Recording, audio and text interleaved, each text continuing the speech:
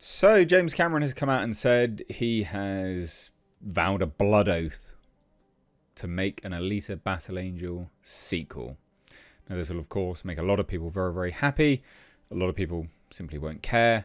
But for those that, will be very happy to hear this news, good. This video is for you, I guess. I myself quite enjoyed Alita Battle Angel at the time. Haven't gone back to watch it though. Maybe I should, to be honest. I don't remember it being bad. I remember it being a pretty damn decent movie for what it is. And I also remember the hilarious, absolutely hilarious, and it was very, very strange, hilarious but strange backlash that came from feminists because of the body Alita chose. I guess they wanted her to be fat and obese. If you don't remember this at the time, it was a big controversy where like feminist rage bait articles were coming out left, right and centre. It was just bizarre. It was really weird. All again centred around the fact that Alita chose, when she got her head transplanted onto her actual body, and it can change and adapt or whatever, chose an athletic woman's body, i.e. not fat, and I guess had like some feminine curves, I guess. I don't really know, to be honest. It wasn't really what I looked at when I was watching the movie. But anyway, it was really weird. So, rumours about a sequel have circulated for some time. James Cameron doesn't seem massively invested in this. Of course not. He's invested in his Avatar films, which are taking up most of his time. But the good thing about his investment in the Avatar films is that the technology that he is pioneering, or has pioneered, will potentially have a crossover to minimise or at least bring down the budget of a potential Alita Battle Angel sequel. So there is that, but he doesn't seem that invested in Alita generally. And you know what's interesting? Haven't heard much about Robert Rodriguez for a while. He hasn't really done anything for a long time, which is odd. And a shame, because I actually quite like his films. I think he's pretty decent. So I thought we'd take a look at this. Just again, because some people will be very, very happy about it. It had a huge budget. $170 million is a big old budget.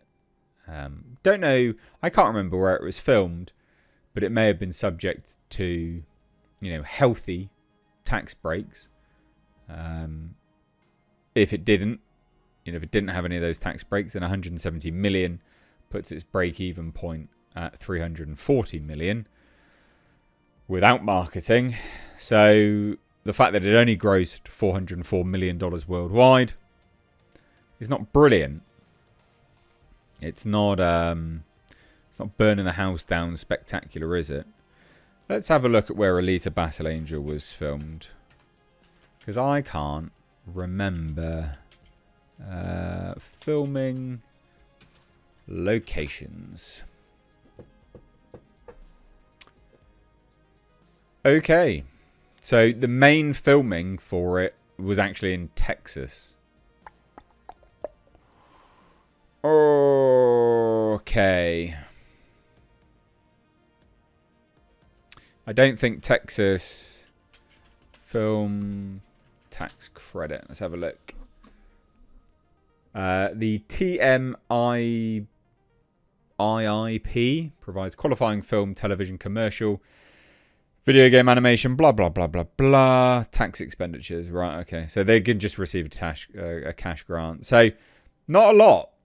They wouldn't have got any tax breaks by the looks of it. Not a brilliant thing to do on a film which has cost so much money. You'd have thought, sorry for that segue there, but I think it's important. You'd have thought actually that James Cameron would have said, come on down to the studio spaces I've got in New Zealand. New Zealand's a great place for filming, mainly because they can take advantage of huge tax breaks. Huge tax breaks. There is 20% standard rate, plus a 5% uplift if the post-production work is done there, which is probably why Avatar is filming down in New Zealand so much. But they were, if I remember rightly. I'm fairly certain that they were, because James Cameron relocated to New Zealand, in fact.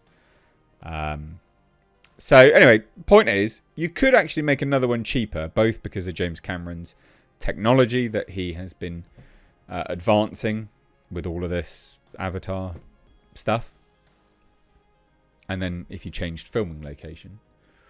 Anyway, what was said?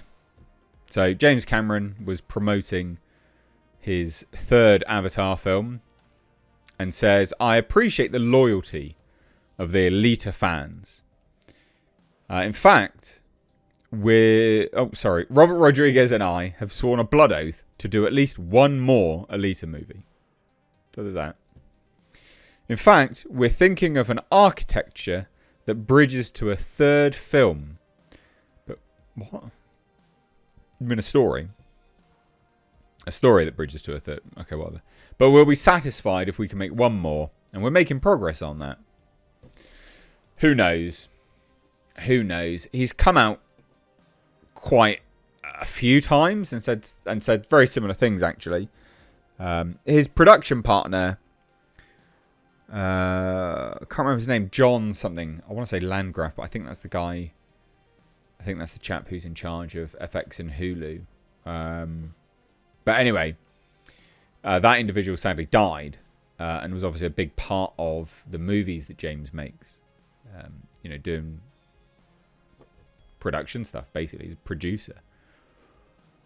So there you go. I mean, there's not much else really to say here. This apparently made a lot of money. On Blu-ray. But, yeah. Will we get another one? According to James Cameron, maybe. Maybe. It'd be good if we did. Again, I think I've outlined 2 ways you could bring the budget down in cost. And you, in theory, you could just keep doing them, actually, because the character is highly CGI, and although she's getting older, it doesn't really matter. So, interesting stuff. But I liked Alita. Thought it was a decent film. I had fun with it, and I think for an anime manga turned live action, I think they did a very, very good job. What do you guys think? Thoughts down below.